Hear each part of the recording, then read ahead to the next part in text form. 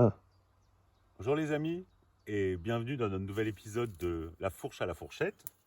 Alors aujourd'hui au programme, nous allons parler des pommes de terre.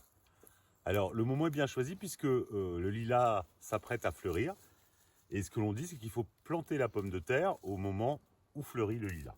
On a peut-être quelques jours d'avance mais bon. Alors j'ai préparé le sol, je ne l'ai pas travaillé, je n'ai pas labouré.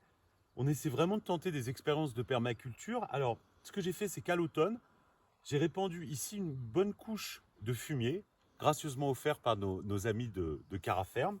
Alors c'est un endroit un peu ingrat parce que c'est sous les pruniers. Il y a beaucoup de concurrence racinaire. Bref, on va essayer. C'est une vraie expérience. Donc 30 centimètres de fumier cet automne. Et puis j'ai commencé à rajouter les 2-3 premières tontes de la saison. Voilà, donc aujourd'hui, tout simplement, j'ai un peu creusé des sillons. Et puis j'ai préparé mes semis de pommes de terre. Alors en réalité, il s'agit de pommes de terre un peu oubliées dans le placard. Donc on a des rosabelles et puis des petites Mona Lisa.